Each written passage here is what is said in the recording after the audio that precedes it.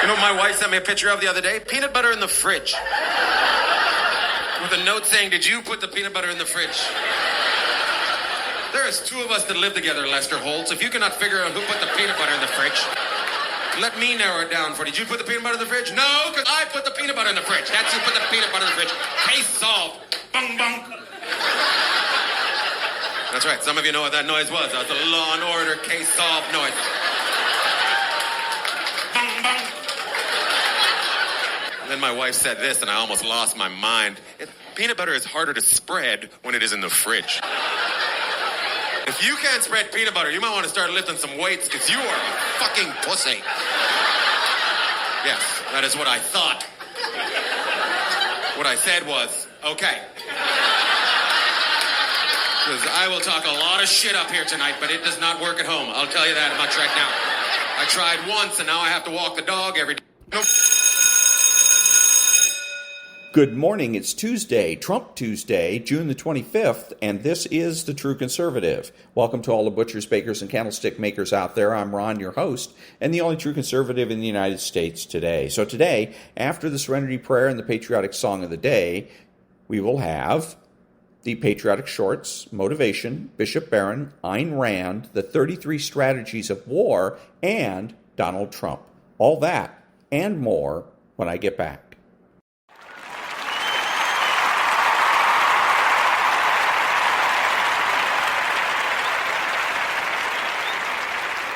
God, grant me the serenity to accept the things I should not change, the courage to change the things I should, and the wisdom to know the difference. Amen.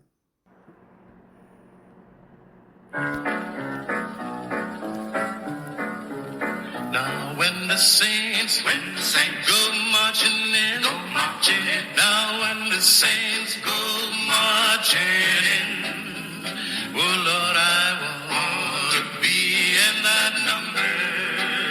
When the saints go marching in, now when the saints go marching in, well, when the saints go marching in, oh Lord, I want to be in that number.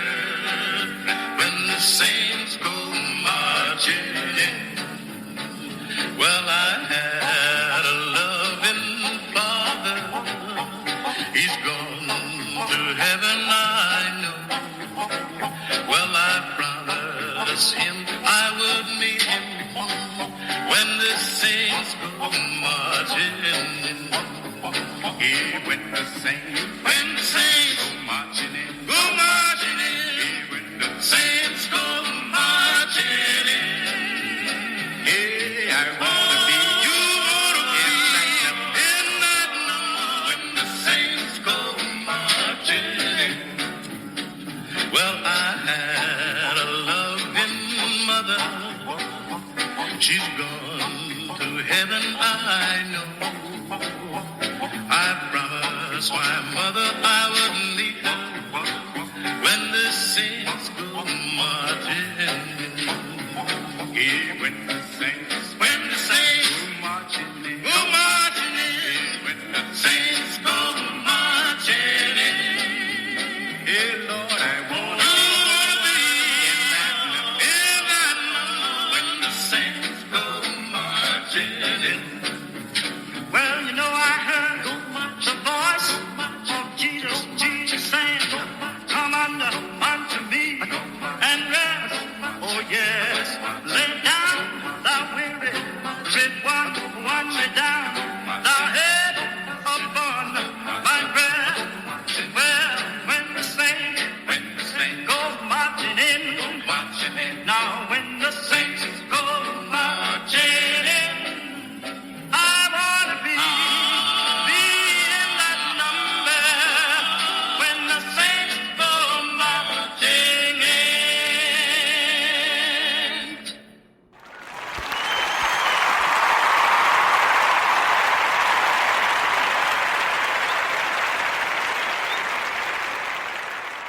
Thank you. And now, Stuart Varney with the headlines. And we will talk soon. Thanks, everybody. We'll see you again tomorrow. Have a great day. Varney and Company picks it up now. Stu, take it away. Hey, good morning, Maria. Good morning, everyone. 3 days to the CNN presidential debate, and it dominates the political scene. This face-off could decide the election.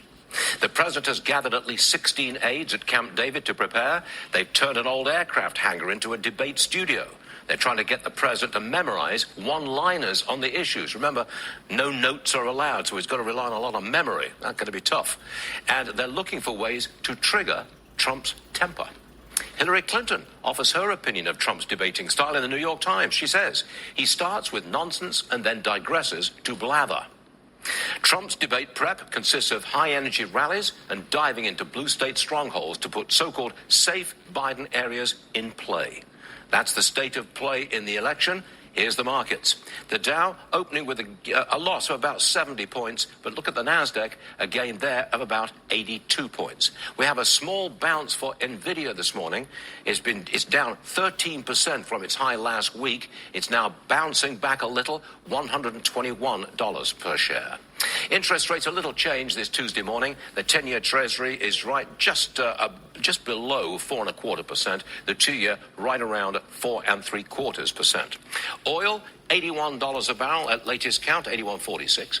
Gas, no change for regular at 3.44. Diesel down 1 cent at 3.79, or rather 3.80. Politics. A new poll shows Biden losing ground among young voters. He's still beating Trump with this particular group, but his margin is much smaller. This won't help. A huge blow to Biden's $160 billion bailout. Federal judges have put on hold his student loan forgiveness program. That means borrowers will not see their loans cut July the 1st, and they'll have to keep making their monthly payments. On the show today, Jamal Bowman and AOC's embarrassing primary rally in the Bronx. The vote is today. It's all about Israel and Hamas. The progressives have so annoyed the rest of the party that a moderate, George Latimer, pulled in millions of dollars. He may win. Is there room in the Democrat Party for Jewish voters and Hamas supporters who call Biden Genocide Joe? Back to the CNN presidential debate. The bookies have jumped on it. There are some bizarre bets like who will curse or who will be the first to mispronounce a politician's name. Dave Portnoy knows a thing or two about gambling. Will he place a bet? We'll ask him. He's on the show. Tuesday, June 25th, 2024, Varney and Company is about to begin. And that was Stuart Varney with the headlines. Back in a minute.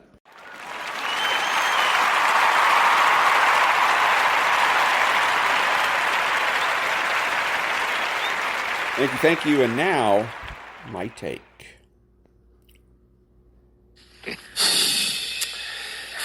It is entirely possible that Thursday's CNN presidential debate decides the election. Both sides have their strategy. Here's what we know.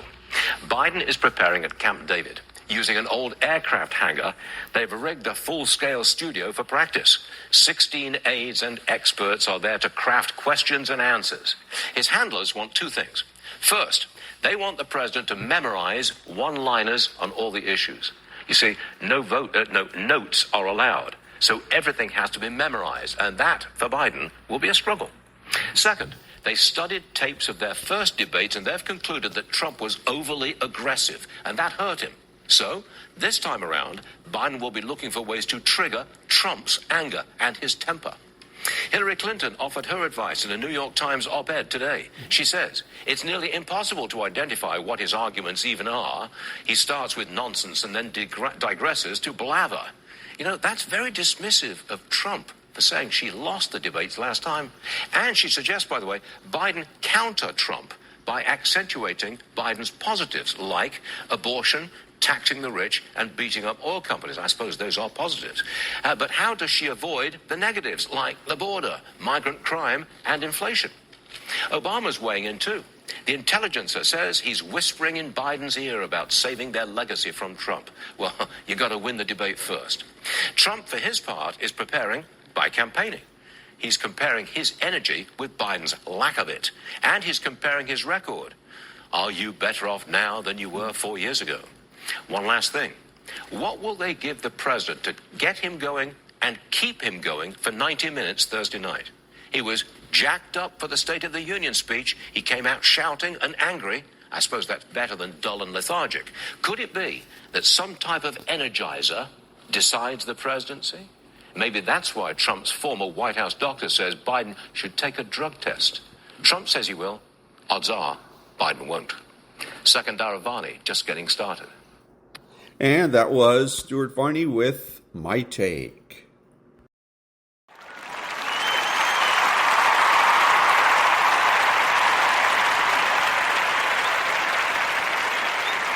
Thank you. Now, Patriotic Shorts. So leaked documents from earlier this year reveal that Russia is deeply worried about Chinese aggression and how they might use nukes to deter them, with Russia taking note of China's expansionism and thinking they could make a move on their eastern border. And this is, last year, Russia exercised nuclear-capable missiles twice in regions bordering China. And their leaked plans describe launching nukes at Chinese troops in Russian territory as a last-ditch effort, also unveiling the low nuclear threshold that Russia has. Or with the destruction of 20% of Russia's strategic ballistic missile submarines, 30% of its nuclear-powered attack submarines, or 3 or more cruisers, triggering a nuclear response. And this is Russia only has 11 ballistic missile submarines, so that means destroying 2 would be 20%. And so with a weak and distracted Russia and Europe, China may see an opportunity, and with their growing nuclear arsenal, Russia's nuclear threats might look less like a deterrent. Which, so much for that friendship without limits.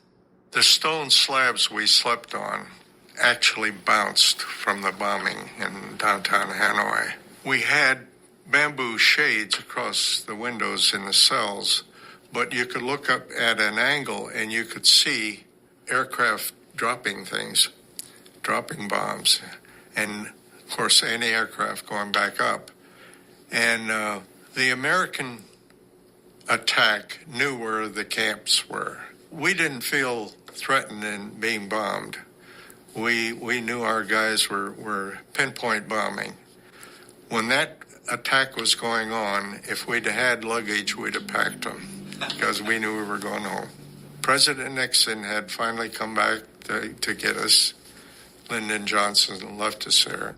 Do you think China will attempt to take over Taiwan by force? And if so, how? Absolutely. How? I think they're going to come by the air. The general notion is that they're going to use an amphibious landing. I think they will use elements of maritime forces, but I think it's going to be a massive air invasion. When do you think this is going to happen? At any time. We just had Admiral Aquilino come and testify in Congress. I think it was this week. They're going to be ready by 2027. The weaponry that they've arrayed on their side of the Taiwan Strait has been building for decades. You can take those weapons, you can make Taiwan look like the surface of the moon and still have weapons left. If they take Taiwan, we won't be able to strategically defend Japan, Philippines, Thailand, the countries that you had just mentioned, or would it be more towards the chip manufacturing that goes on there? Some of the candidates have said chip manufacturing is the only thing that matters. I think you got to go back to the end of World War II and the beginning of the Cold War. What interest did we have in protecting Western Europe?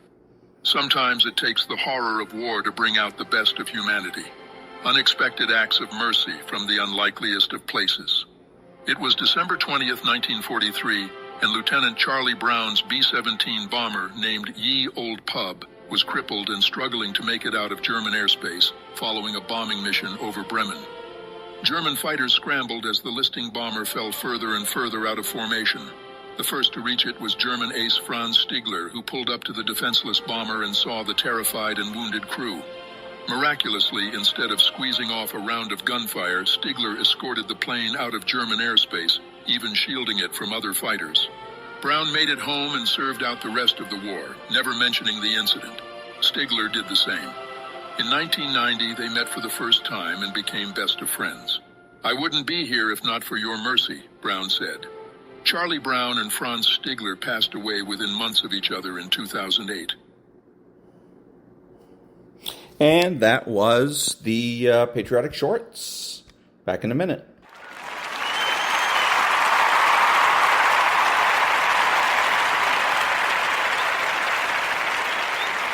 Thank you. Now a little bit of motivation. You want to reach greatness? You want to make every single one of your dreams a reality? You want to live like a winner? Well, you got to be willing to grind every fucking day. You got to be willing to put in more energy and more effort than you ever have. It's going to take you reaching the level of what you would normally call your limit and going past it. Because every limit you have is one that you set yourself in your own mind. You've accepted it as your standard at one point or another. So now is the time to decide that you are going to go higher. You are going to work harder. You are going to go further. You are going to raise your game. When you start forcing yourself to go harder, getting up earlier, going to bed later, not letting yourself off the hook when it's the weekend, when everyone else is having a good time, people are going to think you're crazy. They're going to make fun of you. They're going to call you a psycho. They're going to talk shit about you and spread rumors about you and try to tear you down. So what do you do about those people? It's simple. You don't fight back. You don't waste your energy defending yourself. You don't have to say a single word. All you do is grind in silence and let your success make the noise. Your execution, your actions, your completed tasks will speak for themselves. They will be the things that talk the loudest about who and what you are. And when you do this, you become a champion. Champions are built from execution. They aren't made sitting around gossiping about other people's lives and whatever the hell they're doing. No, they're made by getting shit done. So you don't waste time worrying about what everyone else is doing or what anyone else thinks of you. You just do whatever the it takes to get whatever the hell you want. It's easy to beat most people and get ahead. Why? Because the world's lazy. That's where you gain the advantage. Everyone will talk about it, they'll post about it, they'll make plans about it, but nobody wants to roll up their sleeves and just go get it. Most people quit at the slightest struggle. Most avoid the hard yards. They won't spend extra time studying. They won't push past their comfort. Cause yes, it's tough, it's grim, it's solitary, and that's my edge. That's where I separate myself from the crowd. When you're grinding away in the dark hours, when everyone else is sleeping, taking time off, chilling out, and you're working your ass off, you get miles ahead of everyone. You're gonna get to the point where you are so much further ahead of all those people that they don't even understand how you can get that much stuff done. And the secret to your success is gonna be blood, sweat, and tears. Because nobody ever gets anywhere great with an easy ride. You gotta be willing to work like hell in order to get there. The best in the world at anything did not get there by mistake. They keep working and keep working and keep working and never take their foot off the gas. They never stop. They never quit. And they never allow anyone else's opinions or criticisms of what they're doing with their life steer them off course. They shut all of that shit out and focus on getting the work done. And when you see those people judging you and ridiculing you, you want to know the best way to shut them down? You kill them with massive success. You prove them wrong with results. Because nothing succeeds like success. Who cares what they say? Just execute. Who cares what they think? Just execute. Execution is worshipped. And when you get it done, you'll show the world what you're really made of. When you start acting in your best interest and going above and beyond everyone else, you're going to lose some friends. Not everybody is going to approve of you. There's some people that won't like you. Who do you think you are? You think you're better than all of us. You're arrogant. What do you think you can do? You're selfish. When you hang around average people, all you're going to hear is average thoughts and opinions. They don't speak a winner's language. All they're going to tell you is what they think is possible based on their own limitations they've set in their mind. Don't let that shit affect you and your mindset. That's their limits, not yours. It has nothing to do with you. You can do whatever you believe you can do. The only person's permission you need to get it done is your own. Do you know what crazy means? Crazy means that you have the ability to see things that other people can't. That's what crazy means. And if you're not fucking crazy, you're never going to succeed at anything in life. Everybody has got to be a little bit off. Anybody that's done something great, they don't think like anybody else. They can't. And the people that tell you you can't do it, you know what your response to them is? Watch me. Watch me.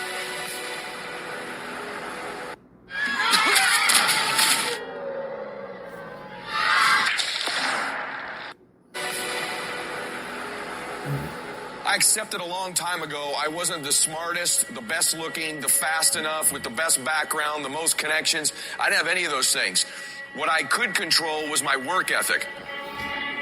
I think for the most part, gifted people struggle in life because things come easy to them. I like that things haven't come easy for me in my life. And maybe you like that about you too. Maybe you've looked at yourself all your life and thought, man, I don't have that natural beauty or that natural talent or intellect or humor. I don't have any of those things. But what I got is I will outwork you. When you get to winning, for me, it's come down to maxing out. And what maxing out means is you do one more at least than you think you're capable of. So when you're done, whatever you're doing, whether it's at the gym or phone calls or meetings or in sports, one more shot, one more throw, one more swing of the golf club or the baseball bat, the separator is for the winners, they do one more. And I'm the kind of guy that I know when you do 45 minutes on the treadmill and I do 46, I deserve to be fitter. I know that when I'm lifting weights and I watch you do 5 sets of 10 and every single time I do one more. When it's supposed to be an 8-hour workday, I work 9. Whatever it is, I always do one more. And what that does is it makes me eventually think I'm doing things other people aren't willing to do, so I should get things other people aren't going to get. That's the separator. If you're someone who's always doing things other people aren't willing to do, you always max out, you always go to the next level, you convince yourself you deserve to win. You can take low self-esteem, low identity, low confidence, and change it over time by building this habitual addiction to doing one more, this obsession of one more. All the greats do one more and all the average don't. Other people are going to get slowed down. Other people are going to take a break. Other people are going to flinch. Other people are going to cool it. Other people are going to believe they've made it. Or maybe some people are going to believe they can't make it. But you're going to be relentless. You're going to be repetitious. You may not be the fastest. You may not be the smartest. You may not be the strongest. You may not be the most beautiful. You may not have the most articulate thoughts and ideas in the world. But what you got is one more. And when they get weak, you just keep company. When they flinch, you blow their doors off. That's how you win in life, is you keep getting after it and keep getting it after it until the job gets done. So a lot of people can be excited for a day. They can be excited for a month. But the winners, they stay excited as long as it takes to get the job done. You're going to knock down whatever that rock is that's been between you and your dream. You're going to be relentless. You're not going to give in. And you know long term, all these other people, they're going to flinch, they're going to get weak, and you won't. You can't control all the exterior things in your life, people's attitudes, how they treat you. But you can control this. You can always make the next phone call, always do one more meeting, always do one more, always, always, always. And I promise you, you will knock down that rock that's in between you and your dream and make them come true. And that was a little bit of motivation.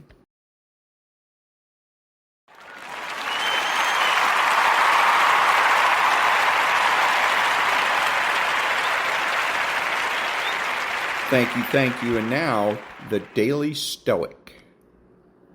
The Big Three. All you need are these: certainty of judgment in the present moment, action for the common good in the present moment, and an attitude of gratitude in the present moment for anything that comes your way. Marcus Aurelius, Meditations 9.6. Perception, action, will. Those are the three overlapping but critical disciplines of Stoicism, as well as the organization of this book and year-long journey you've just begun. There's more to the philosophy, certainly, and we could spend all day talking about the unique beliefs of the various Stoics. This is what Heraclitus thought. Zeno is from Sicyon, a city in Cyprus, and he believed, but would such facts really help you day to day? What clarity does trivia provide? Instead, the following little reminder sums up the three most essential parts of Stoic philosophy worth carrying with you every day, into every decision.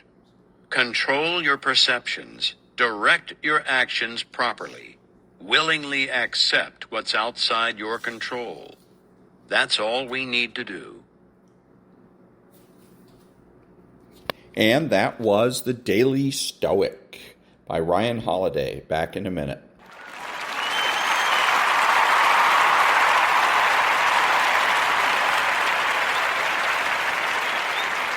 Thank you. Now, Bishop Robert Barron. The hybrid quality of the human being is key to a lot of our poetry and a lot of our drama and a lot of the tension and beauty of being human. We're both physical and spiritual. We're like animals and we're like angels. We're very much of the earth and we're like other animals. That's now coming from the dust of the earth, as Genesis puts it, in not scientific language, but poetic language, but making much the same point that we're of the earth. Good. And we should never forget that. But at the same time, we're more than animals. There's a qualitative difference between even the highest of the animals who are simply of the earth and us, who are of the earth, but we also have, and here's that lovely idea, the Ruach Adonai, the breath of the Lord, breathing into us what? What makes us distinctively human. This is our mind, our wills, our freedom, our properly spiritual capacity. So Genesis says it here in poetic language of God breathing into us, and then we earthly animal things. And that was Bishop Robert Barron. Back in a minute.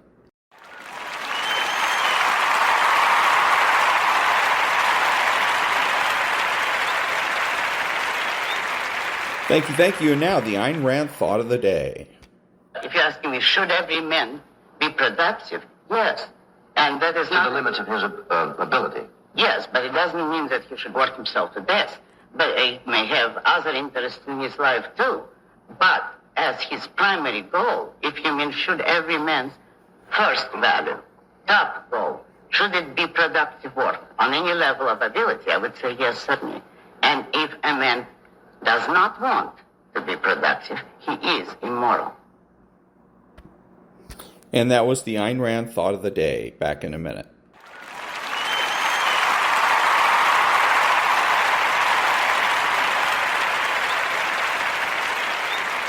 Thank you. And now the 33 Strategies of War. By Friedrich Nietzsche. Silence. The way of replying to a polemical attack, the most unpleasant for both parties, is to get annoyed and stay silent. For the attacker usually interprets the silence as a sign of contempt.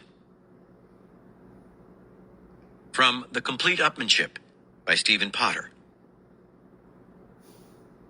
Glaciation is the name for the set of gambits which are designed to induce an awkward silence, or at any rate a disinclination to talk, on the part of possible opponents. The freezing effects of these gambits is sometimes of immense power.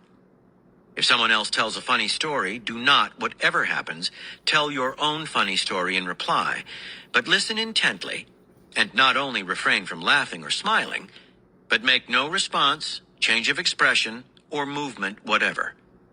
The teller of the funny story, whatever the nature of his joke, will then suddenly feel that what he has said is in bad taste. Press home your advantage. If he is a stranger and has told a story about a man with one leg, it is no bad thing to pretend that one of your own legs is false, or at any rate that you have a severe limp. This will certainly silence opponent for the rest of the evening. If, for instance, someone is being really funny or witty, and there is a really pleasant atmosphere of hearty and explosive laughter, then A, join in the laughter at first. Next, B, gradually become silent. Finally, C, at some pause in the conversation, be overheard whispering, "Oh, for some real talk." And that was the 33 Strategies of War. Back in a minute.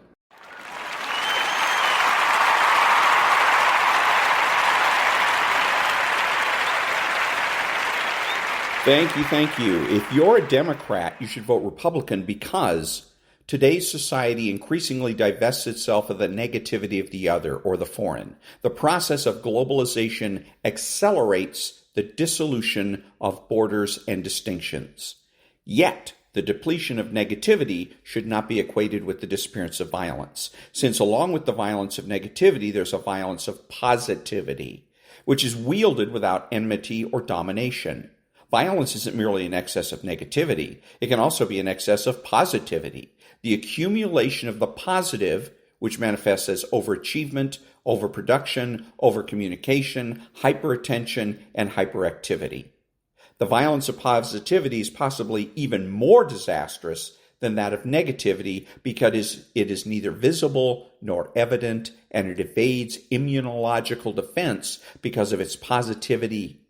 Infection, invasion, and infiltration, which are characteristic of the violence of negativity, now give way to infarction. Back in a minute.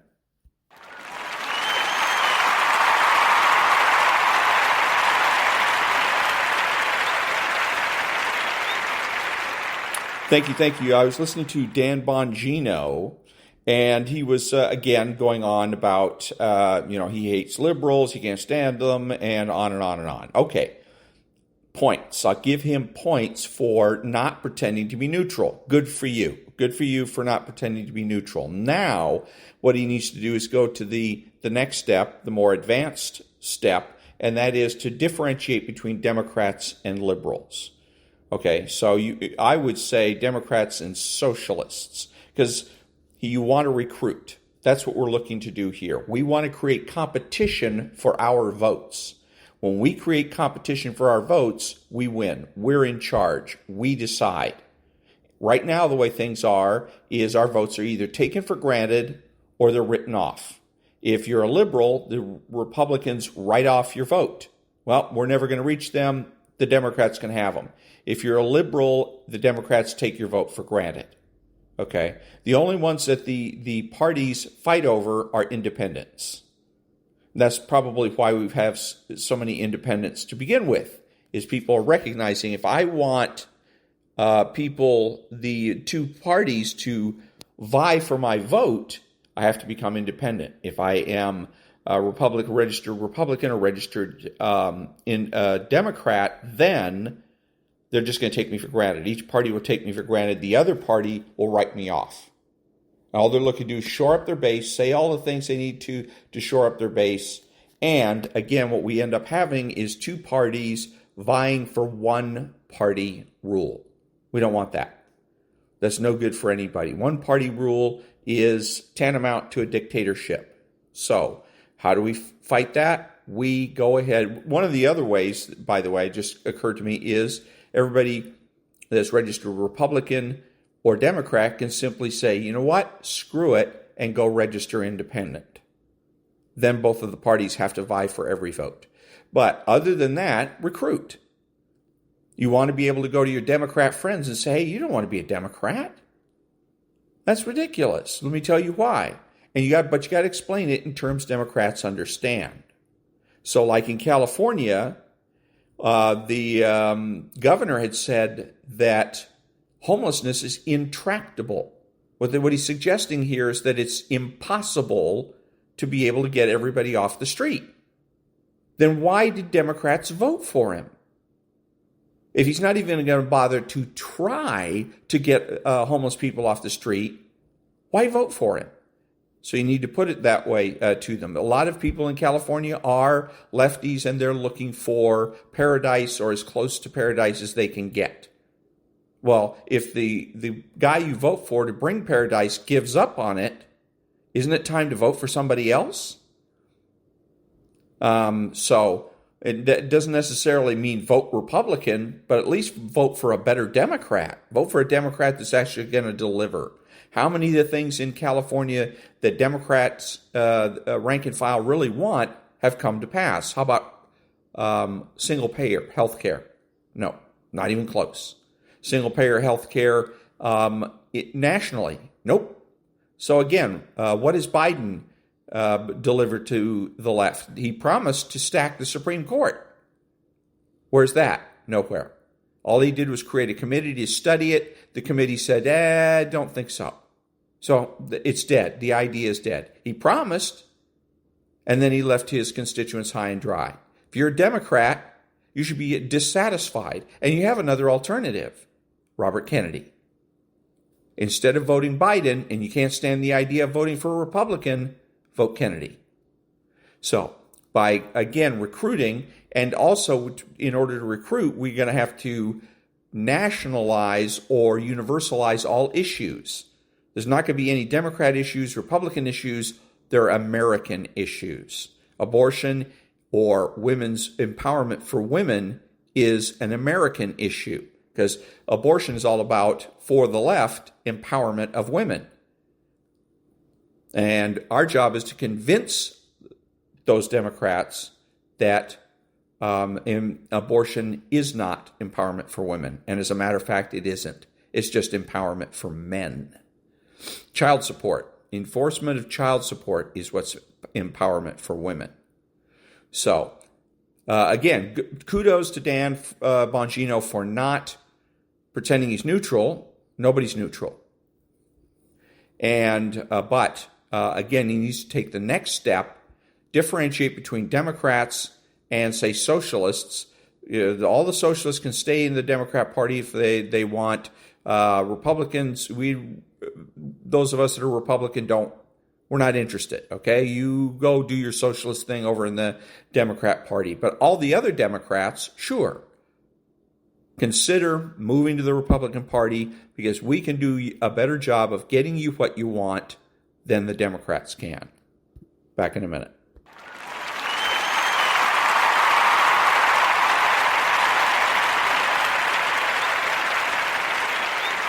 Thank you. So among the elections, other than the presidential election this fall, is going to be an election for Los Angeles County District Attorney, because we have right now George Gascon. So my message is to all the people that voted for George Gascon the first time around. I'm not going to come at you with the reason, because George Gascon is absolutely awful. He's got to go. But it's a popularity game. Anyways, the point here is I'm not going to come at you with all the conservative reasons why he should leave. He's not prosecuting enough, etc. I'm going to give you the left-wing reasons he should leave. You elected this guy to prosecute cops. That's the only reason that you guys came out in force, was to prosecute police officers, particularly sheriff's deputies. How many has he prosecuted? Zero. He lied to you. He told you he was going to go ahead and prosecute cops, and he has prosecuted no cops. So that's the reason you need to vote for somebody else for district attorney. If you have some other George Gascon type guy hiding in the wings, that's time to bring him out and vote for him. Gascon is doing you no good. Back in a minute.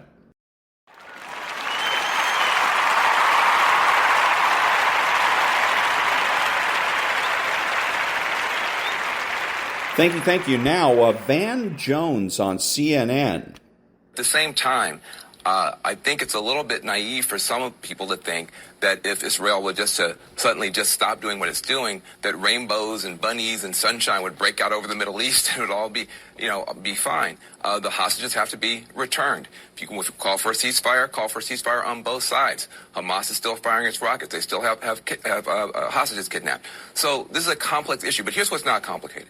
Politics can be complicated. Geopolitics can be really complicated. How you treat your neighbors, how you treat people in your community is not complicated. You don't run up. I haven't seen any Jewish people running up on mosques with Israeli flags. If they did that, I'd be denouncing that too. There's certain things you don't do. It is a red line.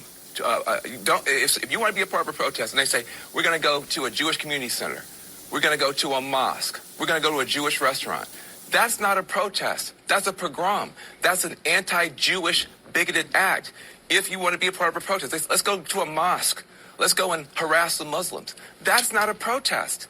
So we've got to get clear in our country what is a fair protest about policy, you can agree or disagree, and what's going after people, human beings, terrifying moms, grandmas, children who are trying to be a part of a neighborhood.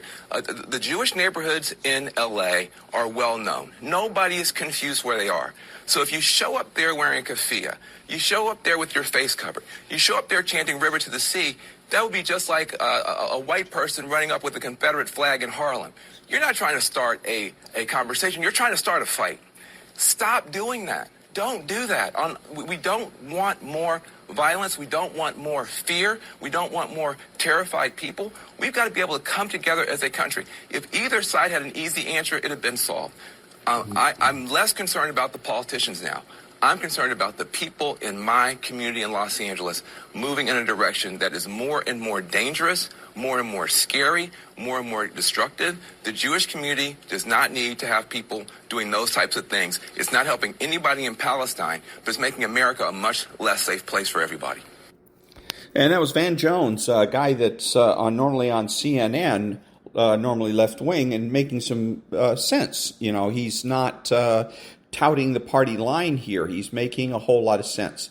The one thing that stuck out to me here was when he was talking about we've got to figure out a way to, or he's talked about fair way of expressing your rights type of thing. Look, it's not complicated. We were taught since we were kids, my rights end where your rights begin. I don't have a right to dissolve your rights or to deny you your rights. I don't have the right to free speech and use that in such a way that it denies you your free speech rights. In other words, I can't use my free speech to shut you up.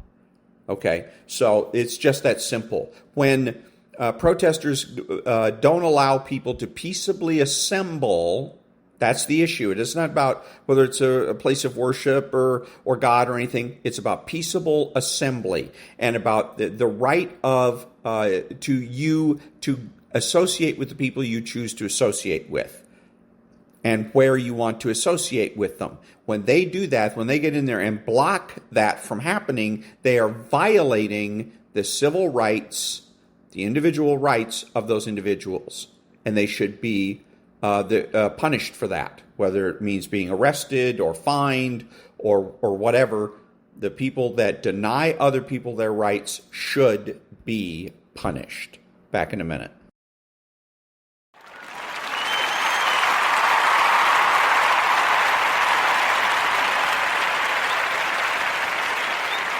Thank you. And now, Chapter 4 of Speechless by Michael Knowles. Controlling Words, Controlling Minds. And the name of the chapter is Standards and Practices. Chapter 4. Standards and Practices. Radical theorists had not long pursued culture as their means to revolution before artists, the producers of culture, took notice. In the 1930s and 40s, two British novelists saw the coming cultural tyranny: George Orwell and Aldous Huxley. The phrases they coined have become bywords for the politically correct regime: newspeak, big brother, thought crime, doublethink, memory hole, brave new world. While these artists did not predict the future, we may call them political prophets. As my friend Father George Rutler has observed, prophets predict the future only in a derivative sense of cautioning about the consequences of denying the truth. Orwell, Huxley, and other writers who sounded the alarm during this era had no need of a crystal ball because they saw the seeds of political correctness planted all around them. In 1948, George Orwell wrote 1984, a dystopian novel about a totalitarian government's use of thought control to maintain power. The inversion of the year in which he wrote prefigured the future inversion of standards that has come to pass, off the page. Orwell imagined a world under universal surveillance and perpetual historical revision. As his protagonist, Winston Smith, explains, every record has been destroyed or falsified, every book rewritten, every picture has been repainted, every statue and street building has been renamed, every date has been altered, and the process is continuing day by day and minute by minute. History has stopped. Nothing exists except an endless present in which the party is always right. The Black Lives Matter riots of 2020, which targeted and destroyed countless historical monuments throughout the United States, put Winston's words into action. The rioters wrought their violence in the name of social justice and woke politics, new jargon for the same old scourge of political correctness. The rioters took their cues from the New York Times' 1619 Project, which cast the United States as hopelessly unjust on the false premise that the Founding Fathers fought the American Revolution to preserve slavery. Although academic historians from across the political spectrum refuted this central lie, the Times persisted, and the revisionist series went on to win the Pulitzer Prize. The 1619 Project sought not to re-examine American history, but to rewrite it as a pretext for refounding the country. When the political philosopher Charles Kessler called the nationwide violence of 2020 the 1619 Project riots, the project's author, Nicole Hannah-Jones, welcomed the moniker as an honor and thanked him. Beyond historical revision, Orwell's regime also employs perpetual arbitrary war and technology such as the telescreen, an innovation that eerily prefigured our own ubiquitous broadcasting devices. But more than anything else, Big Brother's government relies on the control of language to maintain power. Newspeak, the novel's most direct prophecy of political correctness, controls its subjects' minds by changing and limiting their lexicon. Through this curtailing of language, thought crime, that is, dissent from party orthodoxy, becomes impossible. Don't you see that the whole aim of Newspeak is to narrow the range of thought, explains Syme, the party apparatchik in charge of compiling the new dictionary. In the end, we shall make thought crime literally impossible, because there will be no words in which to express it. The revolution will be complete when the language is perfect. Newspeak is Ingsoc, and Ingsoc is Newspeak. The ruling Ingsoc regime, short for English socialism, considered language control no mere instrument of its power, but rather the totality of it. Orwell's warnings about the dangers English socialism posed to language and free thought raise more questions than answers in light of the author's own political identity. Orwell himself was an English socialist. Every line of serious work that I have written since 1936 has been written, directly or indirectly, against totalitarianism and for democratic socialism, as I understand it, Orwell explained. When conservatives invoke Orwell in their arguments against socialism, leftists point out Orwell's own confusing political views. The key to understanding how Orwell could inveigh against Ingsoc and Newspeak while simultaneously siding with the Ingsocs and the Newspeakers of his day lies in the final four words of his statement, "As I understand it." Orwell deplored what he called oligarchical collectivism, or totalitarianism. He admired Leon Trotsky and opposed Joseph Stalin, two Russian communists whose ideological differences their disciples loved to overstate. In practice, their differences boiled down to the exile of the former and his assassination at the hands of the latter. Orwell longed for a socialism without collectivism or totalitarianism, as he explained to the anti-socialist liberal economist Friedrich Hayek. In the negative part of Professor Hayek's thesis, there is a great deal of truth, Orwell admitted. It cannot be said too often. At any rate, it is not being said nearly often enough, that collectivism is not inherently democratic, but, on the contrary, gives to a tyrannical minority such powers as the Spanish inquisitors never dreamed of. Stalin's purges shattered the illusions of many leftist intellectuals throughout the West, as the ex-communist Whittaker Chambers chronicled in his influential 1952 memoir, Witness. George Orwell supported socialism as he understood it, and even a genius such as he, like so many political naifs who still today insist that true socialism has never been tried, did not understand it well. A more incisive prophecy of our present politics came from the pen of Orwell's high school French teacher, Aldous Huxley.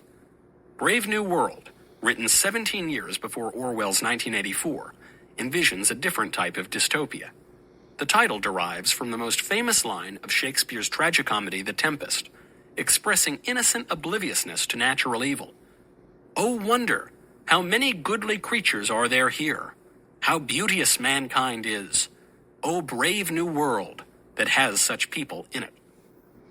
In Brave New World, a tyrannical one-world government has wielded technology, ideology, and man's basest impulses to engineer a docile populace too distracted by sex and drugs to notice their own slavery within a rigid hierarchy.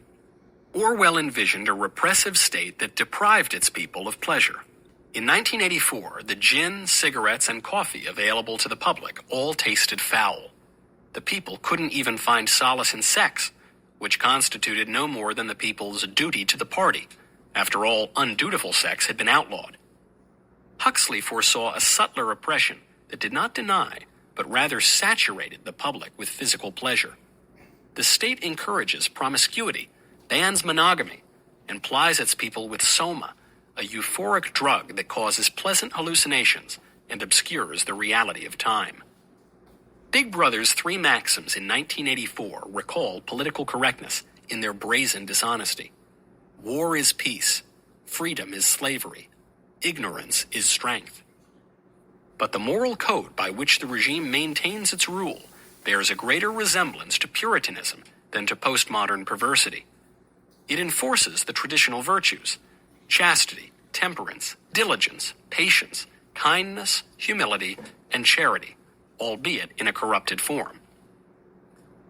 Huxley's world state, on the other hand, maintains its power by exacerbating vice, whereas Orwell's Big Brother rules by breaking his subjects' faith in their faculties of reason, as Winston learns when the regime tortures him into believing that 2 + 2 make 5. Huxley's world state holds power by exacerbating its subjects' vices so that they can never build or maintain the capacities and institutions necessary for self-rule. This promotion of vice provides a subtler means to political power than quasi-puritanical suppression, and Huxley claimed it made his dystopian vision more likely than that of his former student. Though Huxley considered 1984 profoundly important, he found Big Brother's heavy-handedness unrealistic. Whether in actual fact the policy of the boot on the face can go on indefinitely seems doubtful, he explained. My own belief is that the ruling oligarchy will find less arduous and wasteful ways of governing and of satisfying its lust for power, and these ways will resemble those which I described in Brave New World. Though the opponents of political correctness invoke Orwell more often than they do any other author, Huxley understood more clearly the subtle method by which cultural revolutionaries would overthrow traditional society. Political correctness has succeeded by its opponents' failure to appreciate subtlety. To invoke another mid-20th century novel, the new standard poses a catch-22, a problem that denies any solution. It creates a trap, and just about every prominent opponent of political correctness has fallen for it. The trap lies in PC's dual character as at once a speech code and the antithesis of a moral code. The constantly churning jargon and taboo terms constitute a new speech code, as anyone who has ever been scolded for using an out-of-date epithet well understands. Persons of color, for example, must never be called colored persons, at least according to this week's standards. But the new speech code did not spring out of a vacuum. Rather, it developed specifically to undermine and overthrow existing norms. By inventing and enforcing new jargon, political correctness prohibits older terms and the moral attitudes they imply. For instance, the politically correct term homeless and the more recent and euphemistic unhoused necessarily displace the more traditional terms bum and tramp. In defining vagrants by their material circumstances, the terms homeless and unhoused deny that such people might bear any responsibility for their condition. The terms bum and tramp suggest that the vagrant's behavior might be a consequence of his own choices and behavior, a possibility now deemed politically incorrect. Many bums are junkies, a term that has long since given way to the politically correct formulation addict, or the even more recent person with a substance use disorder, as former President Barack Obama's drug czar once suggested. Drunkards and druggies make poor choices and live with the consequences. But victims of the disorder or disease of drug use cannot be held responsible for their miserable state. By its speech codes, political correctness removes responsibility and therefore the possibility of any coherent moral code. Under political correctness, saying the right thing supplants doing the right thing. Political correctness denies oddity. Civilization has traditionally considered it unusual for men to masquerade as women. Political correctness calls such men transgender, a perfectly reasonable alternative to those who are cisgender and identify with their actual sex. Homosexual behavior is considered no more unusual than heterosexuality, despite its relative rarity in society. In refusing to acknowledge any trait or behavior as deviating from the norm, political correctness denies any norms at all. Beyond mainstreaming the unusual, this denial of established standards prohibits traditional moral opprobrium. The lexical shift from bum to unhoused necessarily implies a moral shift from ne'er-do-well to victim. It removes the stigma from living on the street and suggests that the sidewalk denizen bears no responsibility for his lodging or lack thereof. The Christian religion on which our culture rests holds human nature to be fixed and immutable, and it views certain sexual behaviors with opprobrium, as do the other major theistic religions, Judaism and Islam. Political correctness overturns both views, denying the fixity of human nature and asserting the propriety of any sexual behavior, with the exceptions, perhaps, of bestiality and pedophilia, though even that latter exception has begun to weaken, as California demonstrated in 2020 with the passage of a law that partially legalized pederasty. Netflix's defense of the exploitative preteen twerking film Cuties underscored the same phenomenon the very same year. The old and new orders cannot coexist. The ruthless criticism of all that exists, undertaken by Marx and his ideological heirs, must be thorough. Only one moral and philosophical framework can win out in the end, and therein lies the trap. Ever since cultural conservatives first sounded the alarm on political correctness in the 1980s, they have misunderstood the conflict as a battle between censorship and free speech.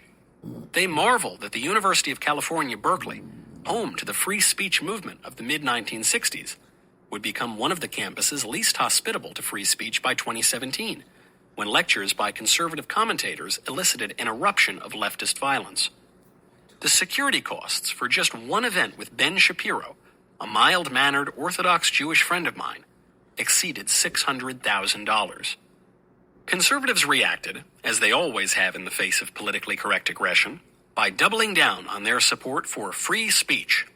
They began to describe themselves as free speech purists, opposed to all forms of censorship, and to the leftist snowflakes who seek safe spaces from harsh realities by refusing to engage in the marketplace of ideas. They failed to see that this novel conception of free speech, unfettered from all standards and norms, plays right into the politically correct censor's hands.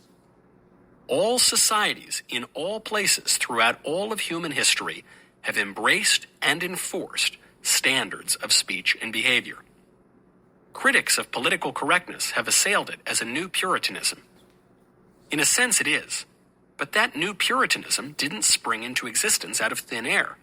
It has replaced the old Puritanism, which purified Anglicanism, which replaced Catholicism, which suppressed heresy, and so on and so on. Civilization cannot stand for nothing. When the liberal scholar Stanley Fish declares there's no such thing as free speech, he has a point. Free speech is just the name we give to verbal behavior that serves the substantive agendas we wish to advance, he asserts. We give our preferred verbal behaviors that name when we can, when we have the power to do so, because in the rhetoric of American life, the label free speech is the one you want your favorites to wear.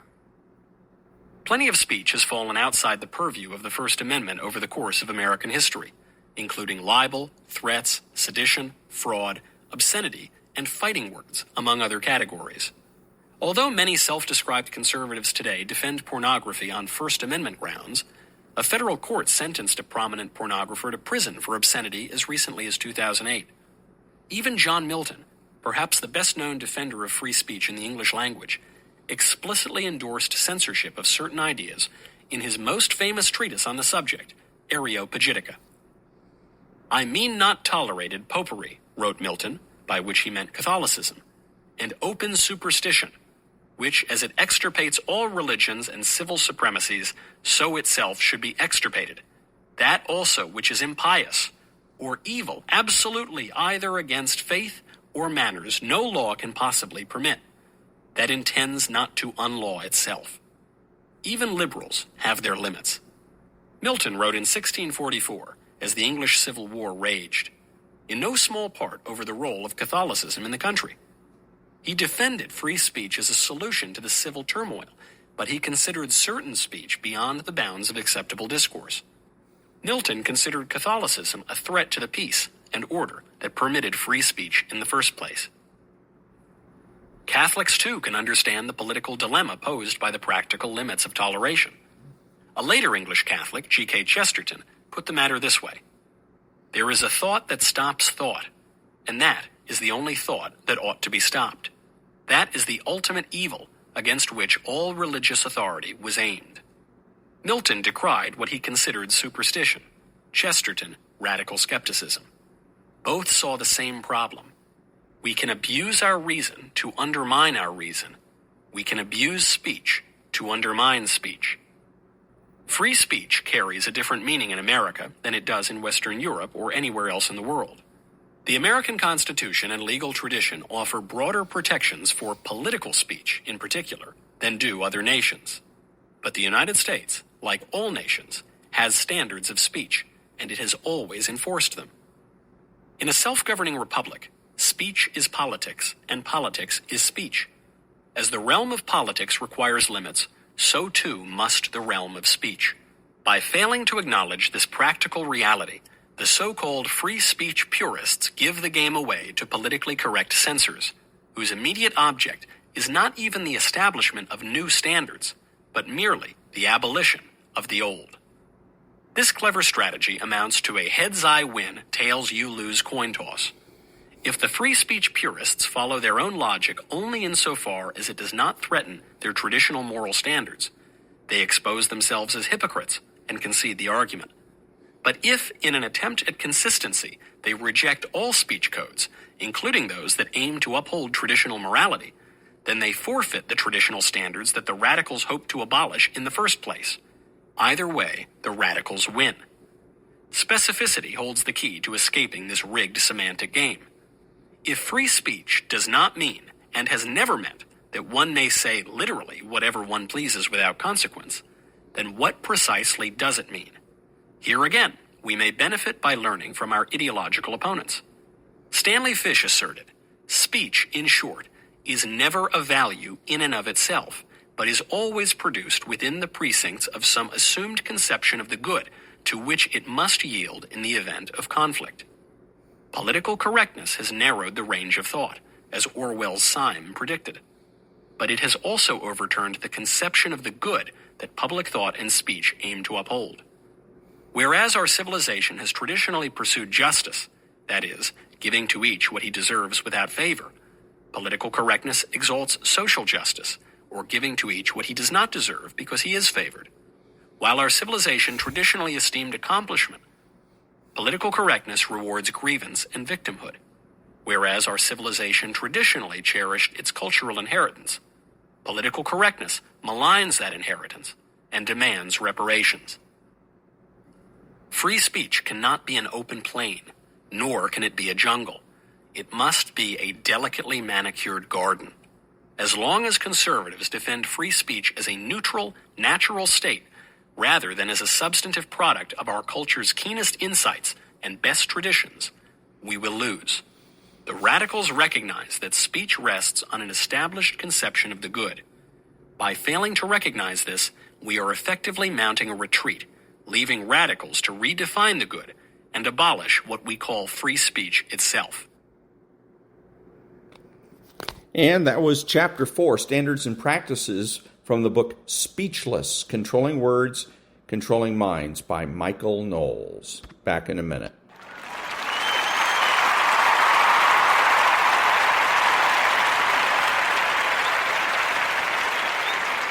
Thank you. The following is one of my voiceover demos. If you're a voiceover artist and you would like to advertise one of your demos on my podcast, please send an MP3 to thedrill12, all one word, at gmail.com. That's thedrill12 at gmail.com. Back in a minute. Ladies and gentlemen, welcome to Caesar's Palace for 12 rounds of boxing. In the red corner, from Los Angeles, California, wearing the red trunks with the gold trim, weighing in at 125 pounds, the lightweight champion of the world, Danny Little Red Lopez. Well, Bill, our winners get a home theater receiver. That's right. Experience the full potential of high-definition video with this 72-channel digital home theater receiver from Yamaha. But wait, that's not all. They also get a 5.1-channel surround sound system from Mirage. With 5 palm-sized speakers and a compact subwoofer cube, the MX 5.1 brings you huge immersive sound with Mirage's omnipolar technology. All from the Spiegel catalog, Chicago, Illinois, 60609. And they're taking closer order as down the stretch they come. Mr. Hot Stuff has 3 lengths to make up with chocolate candy last. On the rail, take the points behind that gallant son with chocolate candy gaining on the outside. In the lead is Pioneer of the Nile being tackled by chocolate candy. They're neck and neck as they come to the wire. And Pioneer of the Nile holds off chocolate candy and wins the Santa Anita Derby. And now, on your feet, time to greet holder of 14 NBA titles, your home team, your Los Angeles Lakers. Number 3 at 6'8", 5th year out of UCLA, playing forward, Trevor Ariza. Starting at center, number 17 at 7 feet, 4th year out of St. Andrews High School, Andrew Bynum. And at guard, number 24, 6'6", 13th season out of Loyal Marion High School, Kobe Bryant.